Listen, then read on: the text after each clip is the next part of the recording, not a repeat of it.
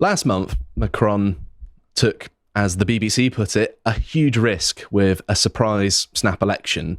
And to be honest, when he called this, I was a little bit quizzical. I was thinking, well, hang on a minute. National Rally, Macron's rivals, had gained a lot of seats in the EU Parliament. It seemed like he was set for a defeat. And so him calling an election didn't really make sense. You normally call an election when you are ascendant, not when you're at your worst, just after a defeat. And so this surprised me, and I think it surprised everyone. I don't know what both of you thought. Yeah, for sure. You remember when Cameron lost the referendum? Yes. And just resigned. That's a classic thing, isn't it? If you're so humiliated politically that you have to either resign or call another election because you feel like you've actually lost your mandate. My first thought was that was what was going through his mind. Oh, it's so sort of undermined me politically that I feel obliged I have to. And then there's other politicians that are just completely shameless and will just live out their political career until the bitter, bitter, bitter end. So my first thought was that he just felt so undermined that he sort of had to. But I don't think that's what's going on. I think there's some sort of 3D, 4D chess going on where he made calculations that, well, exactly what we've seen played out, which you're going to talk about over the next few minutes. Yes. That there was something other than just the surface level analysis going on, that he thought we need to probably something along the lines of we need to try and pull the legs out from under our opponents while we still can. Something like that. I don't know. Something like what Rishi Sunak did. I think the idea was to renew his mandate because obviously you can't have National Rally MEPs basically opposing the national agenda of the French government. That's it would be an inconsistent policy platform to try and run on and to implement. But this is the worst gamble because he got the worst of both ends because now there's a hung parliament. So I think while his ambition was to kind of halt the right, he now has to deal with the left, who are actually the ones rallying and setting cities on fire and all of that. And, 2 years left of his presidency, it was quite strange. Like, why would you want to take such a huge risk that will make you a lame duck president? But I think he was hoping he could clinch on again to power to at least ride out the next 2 years of his presidency. It's a gamble that I suspected would fail, and it has. When you listen to a lot of the things Macron says, whenever he's talking about foreign affairs, he's in deep trouble. That's the history of every French president. They never focus on domestic politics if they see an opportunity to take the center stage for like sort of more foreign issues, basically. And that's basically what he's done for the last 18 months, particularly with Ukraine and Israel, Gaza, West Africa, with all the sort of former colonies basically breaking off in a spectacular fashion. So he kind of wanted a way to reinvigorate his own national popularity, which was never going to happen. I think it's definitely sort of an odd gamble, and he's going to lose either way, because as weak and as globalist as Macron is, the far left, the actual sort of commies, they hate him. They hate him even more, almost. Yeah. And they're sort of even more cutthroat, ruthless political enemies than the right, or the so-called right in France, Marine Le Pen and that sort of thing. They're even more ruthless than she would be. So, it's not going to be a nice couple of years for Macron, but, who cares? He deserves it, right? And his formal reasoning for it was that he was saying to the National Rally voters, I've heard your calls for an election, because they were saying we need an election now, and I'm going to basically give it to you, which, in politics is unusual, that you grant charitable things to your opponents. And I think this has all been part of a grand scheme from Macron. So, but of course it was a gambit, isn't it? I'm going to give you the thing you want, except actually what's really happening is I'm going to make sure you're denied the thing you want. Well, I mean, what he was really hoping for, because you have to remember, Macron basically in 2017 destroyed the fringes. So he destroyed the left and the right because his coalition was very much on the center ground. So he was hoping to kind of renew that coalition, renew that like a bit of the leftists and a bit of a rightist into a kind of a broad coalition that he could manage. And that's what failed, because when you have the collapse of the center ground, you empower the extreme left and the extreme right. And I don't think he really expected it to go this way. And I also think he underestimated how much the left, particularly the Mélenchon's tribes, hate him. They despise him and if you look at sort of the French markets, even the inclination that Marine Le Pen would have won the second round sent the market spinning, right? But no one ever guessed that this would happen with the left. That's the trick. So they were hoping, I mean, loads of these institutions were hoping that Macron's gamble would pay off, but I don't think anyone saw the left coming in the way that they have. Absolutely. And it was to the point where you have the Associated Press. Oh, hang on. If our technology is working. Here we go. saying France's president called a surprise election. The result could diminish his power in world affairs. So obviously AP, very important. You know, they're normally the news outlet that a lot of other news outlets basically copy their homework, don't they? And so they're the ones setting the news agenda most of the time. And the fact they're saying this is quite important. You know, obviously I'm saying they're important to other people. I don't think they're important personally, but They're as captured as the BBC or Sky or anything. oh yeah, of course, yes. Yeah. But you're right. So go on. But it's worth talking a little bit about the election itself, because there are three factions that you need to keep in mind in French politics. You've got the left wing, particularly the New Popular Front. You've got the centrists, which you have the Renaissance, which is the President Emmanuel Macron's party. And then you have, of course, National Rally on the right as well. And the actual process that goes on is there are 2 rounds of elections. So the first round is in all 577 constituencies. And this was called for the 30th of June. And in this round, to be secure as a candidate to actually get your seat in the National Assembly, you have to have more than 50% of the votes and have a total greater than 25% of the registered electorate in the constituency vote for you. So, you know, you also have to rely on a decent turnout.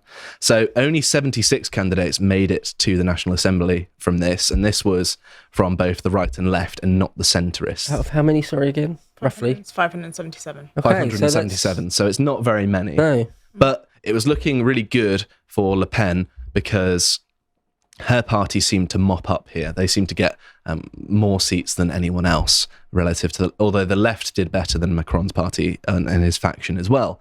So this left 506 seats for the 7th of July runoff election.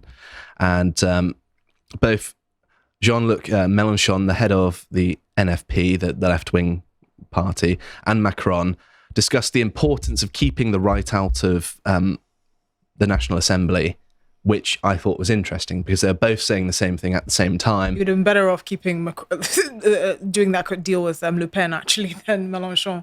But I mean, it's 2 sides of the same bum, isn't it? It is, yeah. I mean, very economically left wing.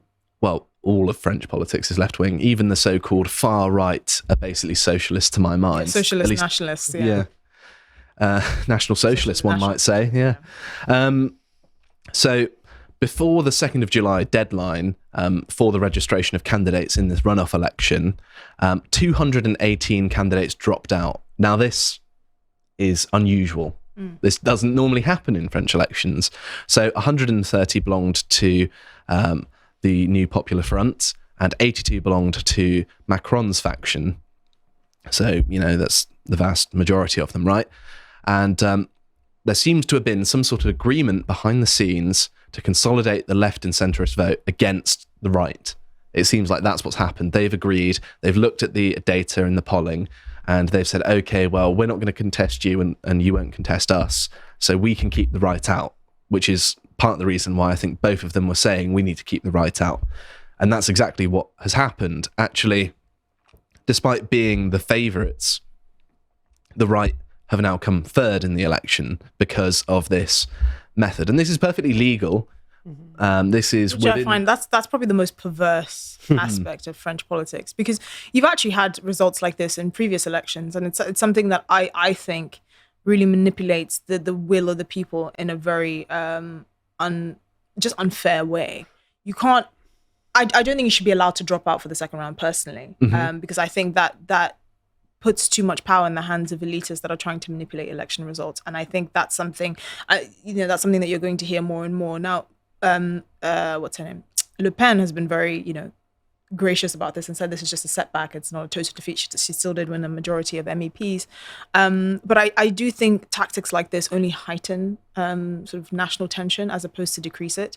And you're going to see more like sort of extremist politics embedded in the system because they're thinking, what's the point? If our vote doesn't matter, then we're going to find other means to try and influence sort of the actions of politicians. And I think that's really unhelpful. Well, that's exactly it. And it also undermines the sort of spirit of democracy, doesn't it? Well, that if someone can fool around behind the scenes and alter the results of an election in quite a radical fashion, well, all of a sudden it doesn't feel like the decision is up to your ordinary working person who is turning out to vote. It feels like it's up to party machines. It's farcical. How can Yeah. you criticize other people's? How can you criticize the Russians' democracy when this is what your democracy looks like? Exactly, yeah. To put it in the most kind way possible, it's sort of gerrymandering. But I think you're much more accurate by calling it sort of a perverse. Yeah, it's perverse. Yeah. It's not in the spirit of the whole point of having a democracy. It's disgusting, and they'll stop at absolutely nothing because I'm pretty sure they've done it before. I think. Yeah. Oh, it's happened many times. And like in Germany, they like the other parties say, we'll create any kind of coalition we need to keep AfD out. In Holland, they're doing anything they possibly can to keep Geert Wilders out of being the head of government. Well, right? even the coalition Britain- that is formed in the Netherlands, Yeah. one of the terms of there being a coalition of the right is that Wilders won't be Right. prime minister. Yeah, And in Britain, they'll do the same thing if we had a hung parliament next time and it was possible that Reform could make some sort of coalition government. I bet everything I own, the other parties will just rule out working with them. Yeah. Because it boils down to ideology. They see them as the right, therefore evil, and they'll stop at nothing to keep them out. The whole point of a democracy is the battle of ideas, right? You can't blame, and this is where I think this is where a lot of kind of the national discourse really kind of loses any sort of sense. If your argument is that people voting for the RN are horrible and racist and all of that, you need to beat them with better ideas. You need to treat their concerns like they matter. You need to validate the things that they're saying. You need to stop treating them like a bunch of cavemen with no sense in their brains. And then you can actually beat the sort of toxic ideas that you don't want to be implemented in Parliament. But that's not what they're doing. They're not even bothering. They're just going to manipulate the election results and the will of the people in this way. And you're just going to make the problem worse. You're kicking the can down the road. If you have such a problem with Marine Le Pen's party, why are you not taking the French's concern on immigration seriously? I mean, her policy economically is very left wing. I mean, it's pretty socialist. I mean, they're handing out money that doesn't exist. France's debt to GDP ratios has been above 100% for well over like 2 decades now. There are serious problems with the social and economic situation in France, and yet they're not arguing on those fronts. They're not saying we understand you, we're going to make it better. We're saying, oh, you're horrible racist. So what? 33% of the country are just racist overnight. Does that make sense to anyone? And it's like it's the same thing with people in Britain. Oh, suddenly 4 million people in the UK just happen to become racist, just like the millions in Spain and Poland and Belgium and Netherlands and Germany and France that suddenly became racist overnight. It doesn't make sense. Mm-hmm. Yeah, they've conflated sort of having a self-interest with being racist, haven't they? Well, yeah. That's what it is now. So, but what you said there, boogeyman. What you've said there is sort of based on reason, Yeah. and these people aren't reasonable people, are they? Yeah. Again, they're sort of implacable. They will stop at nothing. There's nothing too shameless for your average socialist or communist. Yeah. Winning is all that matters. It doesn't matter how embarrassing or humiliating. It doesn't matter if it destroys the fabric of your own politics, of your own country. The ends justify the means, don't they? That's basically it. But what you were saying there, even by the left's own logic, even if the right is evil and racist and terrible, surely disenfranchising them politically won't stop that. It's not a long-term strategy; it's a short-term strategy. Well, but there's that, and also it's a boogeyman strategy that's eventually going to lose its potency. I mean, I just got back from Ghana. I went for a few weeks to celebrate my mum's birthday, and I think, look at how people live, and they're living because of actions of people that look like them. At some point, people are going to realize that actually, if I have decent infrastructure and good healthcare and housing and all of these things, and the worst thing I have to contest with is someone who doesn't like me because of the color of my skin, I'm all right. I'm fine, because there are people that are living in much worse states, perpetrated by politicians that look exactly like them. So it's people are going to get a sense of reality and contextualize actually the situation they're living in, and more people are going to end up lurching to the right, which is what has happened in Britain, not because they've suddenly discovered their racist great granduncles inspired them again, but because it doesn't make sense, and it's not how to actually conduct productive national discourse. Absolutely.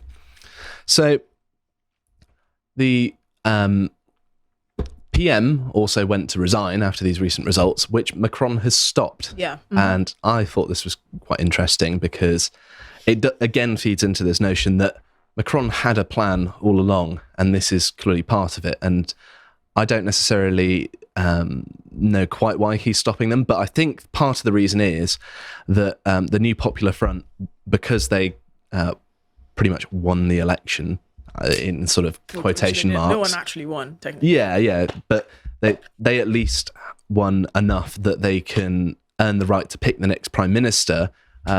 Perhaps it's Macron saying, hang on a minute, stay on for a little bit, otherwise they'll get their prime minister. That's my understanding. I don't know. Yeah, I suspect this is probably going to go on until after the Olympics, actually, keeping this with the caretaker prime minister in place until some sort of agreement can be wrangled. I wouldn't even be surprised if they have another election, to be honest. That's not outside the realm of possibility. But the question is, what are people willing to give? And I think they're lying in bed with their worst enemy. I actually think Macron would have been a lame duck president regardless, but I think he would have been a lame duck president able to secure more compromises from Le Pen's side than from Mélenchon's side. And I think he's learning that the hard way. Yeah, and I'm not a fan of the guy, but I can at least acknowledge that he's got some wile about him to have done this. It'll be very deliberate. Yeah. All that won't have been by accident. That you tender your resignation and I'll refuse to accept it. Yeah. It's obviously deliberate. And just remember, for anyone who doesn't know, that the Prime Minister in France isn't the same as our Prime Minister. They're a republic like the United States. So the head of government is the President, Macron. Our head of government is the Prime Minister. Yeah. Head of state is the King. But so their Prime Minister is something like, people will probably pull me up on this for being very important, sort of not very accurate. But yeah, it's something like the leader of the Congress or something in America, something like that, head of the legislature. So it's not such a big deal as maybe it first seems when you hear Prime Minister. It's not as senior. It's not as senior a position as it might be in other countries that are headed by a Prime Minister. Right. Yeah. That's all. Yeah. But some of the projections, because we're still not entirely certain at the time of recording exactly what the numbers are. Things are still coming out. We just have a sort of rough idea of what's going on. So this is the sort of spread of the seats, the potential of what people are going to get. So it does seem like the left have won by a small margin, but it's certainly not resounding. And you see this three-way split, don't you, between the different parties, where you've got the three different factions, and it's probably going to result in some form of political deadlock unless more underhanded things carry on. But I've seen lots of people commenting, and I've not been able to verify this yet. I've been looking online quite a lot, but I've seen people talking about it, at least, saying that 9.3 million voted RN, the far right in quotation marks today. 5.1 million voted NFP, the socialists today. People of France wanted a right-wing government to put France first. Instead, they're getting the opposite.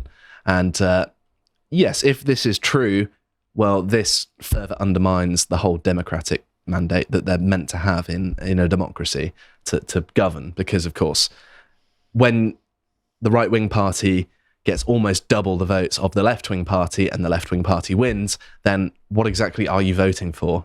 The it's system just sophisticated manipulation. It is, yeah, exactly that. Have you seen people online? I've seen lots of Twitter accounts being like, yeah, the left won. This is what happens when good versus beats evil or some rubbish like that. And I just think, wow, so you're suddenly an expert on French politics when like a few months ago you were scared to define what a woman was. This is interesting. Such a broad area of expertise. No, just people just... I know both sides gloat when they get a win. Yeah. But it does seem to me, obviously I'm biased, but it does seem to me that left-wing gloating is particularly obnoxious. Sanctimonious. Yeah, sanctimonious. Yeah. When it comes from sort of dysgenic freaks as well. It's just extra annoying, right? It's just rooted in ignorance, really. Oh, yeah, Keir Starmer showed, the Tories what's up. I mean, this man won fewer votes than Jeremy Corbyn. That on both occasions. I don't really see what's to gloat about. Yeah, well, it's frustrating as well that they use the language that seems like it's taken from George Lucas's Star Wars, like, oh, good versus evil. The world's not like that, really, is it? It's a bit more complicated than that.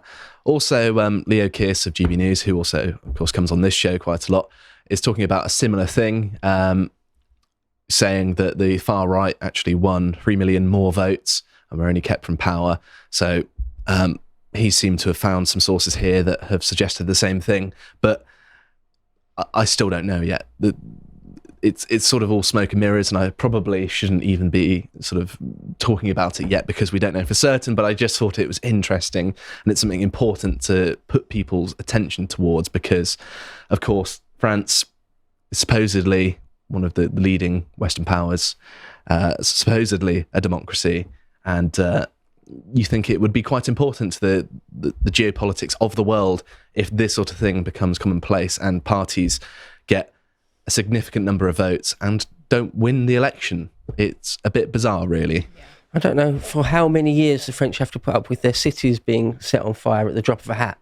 I know, yeah. Well, It's vote someone in who says they'll do something about it. Look, I do think there's something to be said about not elections not being decided on plurality strictly. Like, I do think there's something quite admirable about the US model in the fact that it's based on the Electoral College and that it gives states equal weighting. So, because if that wasn't the case, then Democrats would win every single time because they always win the popular vote. They've won the popular vote for the last 4 or 5 election cycles.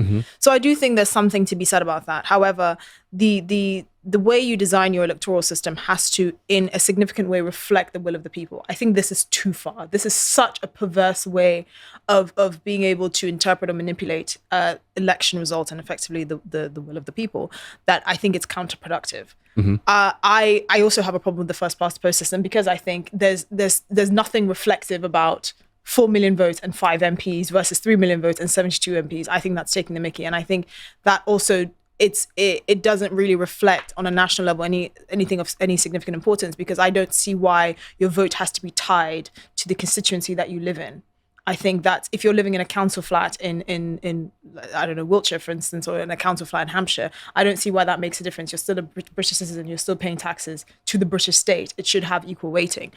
But I think this is just what's happening in France is just ridiculous, and it's incredibly frustrating. I couldn't put it better myself. And the people who have been empowered from Macron's dodgy dealings, I suppose we can call it, are people like this.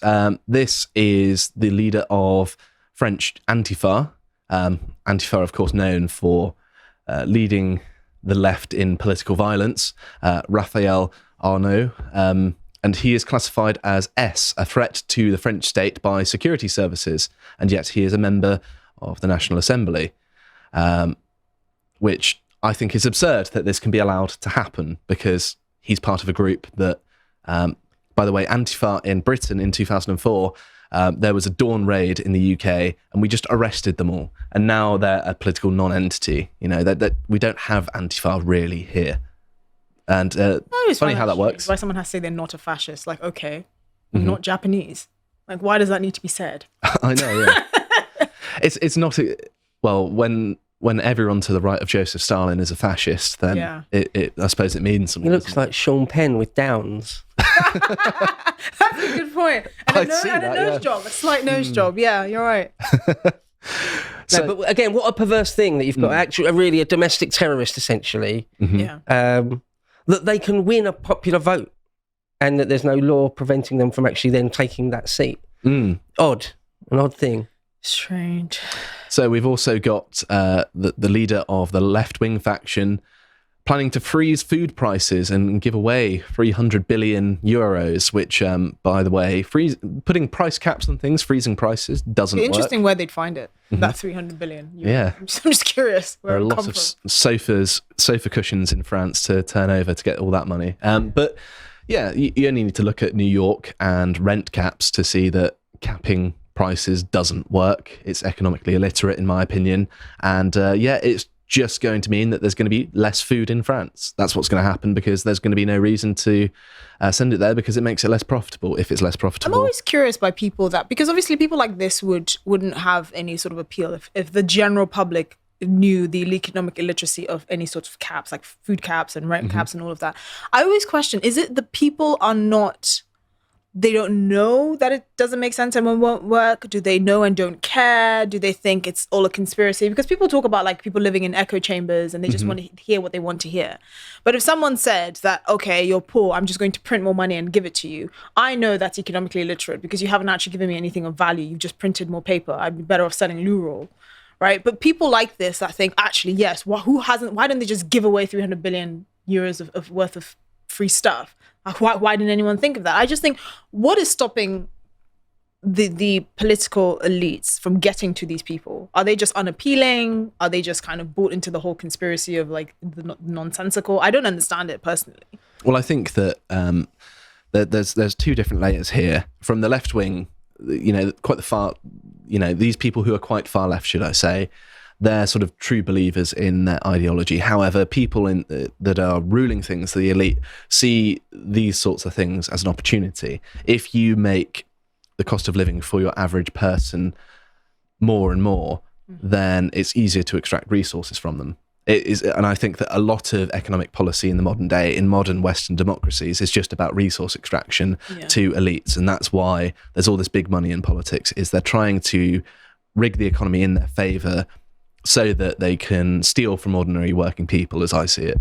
Well, I think that's where what fuels the conspiracies. Most people think it's all about just taking more from them. So it's like if you're giving back to them, it's like, oh, there must be this magic tree where all this money is. That's where you're getting it from me and from the billionaires, and tax the rich, or is it eat the rich, or I don't remember what it is now.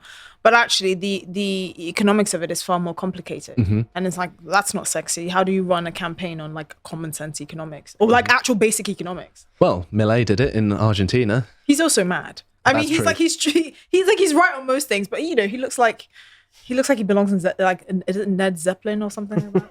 They're one of my favorite bands. Yeah, exactly. Yeah, something like he's a madman. Like, I mean, he's right, but he had to like put on this kind of costume in a way to break through. Like he's kind of like the mad scientist. That's right. If he was a boring economist, no one would have listened to him. That's true, yeah. I think the psychology, particularly of left-leaning people, is just extremely short-sighted. Just, this is good for me in the immediate, so do that thing. And yeah, the idea of fixing prices always, without fail, ends in disaster. Without fail. It does not work. It cannot work. Because you're setting an upper limit. You're setting an upper cap, basically. This is the thing, there's no incentive to drive prices down. It's the state getting in the way of the markets. In the most direct way. It just doesn't work. Mao tried it during the Great Leap Forward, and just after the Great Leap Forward, it ended in famine. Going back to Justinian I, in the late Roman period, he tried price fixing, and it ends in disaster every single time. And yet you still get people like this guy or Corbyn saying, let's do it, let's try it. And it has been tried, and it doesn't work. Yeah. It's just so stupid. Real price caps have been tried. I think we don't talk about it in context of society and who's losing out on what. If the government says, okay, we're going to price fix this, okay, the difference must be made somewhere. Are you happy? Like if they contextualize it as, okay, we're going to fix prices on, I don't know, parsley for the next year, but as a result, your grandmother's pension, the value of her real pension goes down by 20%. Are you happy with that? If you put it in the context of actual real winners and losers, that's when people would understand it better. But we don't really have that because our political discourse is not sophisticated enough for that. And you always have to have some sort of gimmick and like a tagline and all of that. You're like a performer. And I find that really frustrating. Loads of leftists, particularly young leftists, if you said, look, we'll give everyone a rebate, everyone gets £4,000 back, but you'll have no army for the next 20 years. You could bet your bottom dollar a lot of young leftists would be like, I'll take the money. I don't care. It doesn't matter to me. Exactly. We're far enough from Russia. So dumb. Yeah. So short-sighted. So I'm going to skip over these two links because I'm running a bit short on time. But don't worry. Despite the left winning, there for some reason were riots anyway. I mean, it is a national pastime in France at this point, so it is part of their culture. And apparently Islamist as well. Oh, I don't know what just happened there, but there we go. So yes, they're throwing Molotov cocktails, Islamists and Antifa, at French police in Nantes. Looks pretty fascist to me. It is, yeah. It's political violence, and they're not even doing it for any particular reason. It's just like, we've won, so let's throw some Molotovs, which is not good for anyone really, not even the people doing it. And here again, the far left rioting. I'll see if I can play this. It is funny though, isn't it? When sorry, play it though. Oh, it's funny though when you win something. Like sometimes a sports team will win and they riot anyway. Yeah, I think the Philadelphia Phillies did that once. They won something and still rioted, overturning cars and stuff. But yeah, because it's what they do. It's in their DNA. They've got no other sort of form of expression really. And maybe flogging a bit of a dead horse to say this, but what an odd sort of bedfellows leftists, socialists, communists are, and Islamists or It's the Islam. politics of convenience, isn't it? Because, of course, a proper communist, a real socialist, would be atheist. That's sort of hard baked into that. Also, the Islamic world has quite a good memory, and they'll remember fighting the Soviet Union, wouldn't they? Yeah. Yeah, well, they remember battles in the 7th century, don't Exactly, they? Still yeah. cry about them quite literally as well. That's not just being mean, quite literally cry about them. So, yeah, if you'd asked me, or anyone really, sort of, I don't know, even 15 years ago, maybe 20 years ago or before, in the future, we're going to see sort of some sort of melding between leftism, hard leftism, and Islam. No one would have believed you. They'd say, that's nonsense. Why would that happen? And yet, Here we are. we are. I suppose they see that their mutual enemy is, I don't know, nationalism, like Western European nationalism or patriotism or something. I mean, they've been presented a gift in the form of Gaza. So that's something that's kind of united them in one way. But yeah, the kind of this what I find uncomfortable coalition between like far left extremists and Islamists in France is very strange. Because the kind of things that underpin sort of Western democracies, like equal rights, the rights of women, the rights of sexual minorities and all of that, they're as diametrically opposed as they come. But for stuff like this, there's somehow a community like Macron, not the rights of women and girls or sexual minorities or ethnic minorities in general. It's Macron is the enemy. That's what really matters. Toppling this man with his grandmother wife. It's just bizarre. It's the sort of cynical maxim of the enemy of my enemy is my friend. My friend, yeah. Not always. It's funny that the leftists think they will be able to control the Islamists. Yeah, we'll use the Islamists as sort of our shock troops or something, and then when it really comes down to it, we'll be able to control them. It's you won't. going to go the other way. They'll owe us because we liberalised them or we freed them. Yeah, it's very misguided. Here, I think I can only presume this is an anti-Dutch hate crime because they're burning bicycles. I don't know why. I don't know what bicycles have done to them. Why is this necessary? I don't know. What are they achieving? And are these like They're just filled with resentment and hate. That's all it is, isn't it? Yeah, I think it's exactly that, isn't it? Because when I win something, I don't tend to go out and burn bicycles. I don't know about anyone else. If you want to do that, as long as it's your own bicycle, fair enough. Just don't burn other people's. But also air pollution. Like where is Just Stop Oil? Yeah, that's true. We should send them over there. Say, go on, sort them out, and then they'll get Molotov cocktailed. And then the final one, I just wanted to show this. Here is the aftermath of their victory. So this is a good inkling as to how the country will look afterwards, after all of this far left political influence. Because, of course, this will become more common. It's not like it will be punished because it's their faction doing it. And if we've learned anything from, 2020 America, you don't punish the rioters that are on your side. Those are very counterproductive.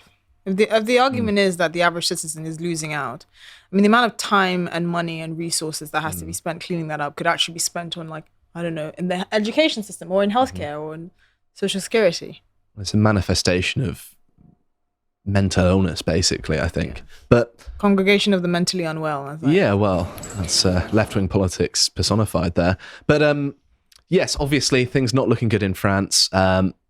It's probably not going to get better. It's probably going to get worse, even though the country resoundingly voted for the right. They got the left, which is the opposite of what they wanted. Macron obviously did some very elaborate positioning to make this happen. And yes, it seems like all of it was legal and they can get away with it. And it's happened. So yes, not looking good the other side of the English Channel. I hope you appreciated that segment from the podcast of the Lotus Eaters, and if you want to see what else we're up to, you can follow Bo's series Epochs, where you can learn all about periods of history, and if you want to see all of the other stuff we're putting out, you can follow us on Twitter, and we always post links to all of our work. Thank you for watching, and goodbye.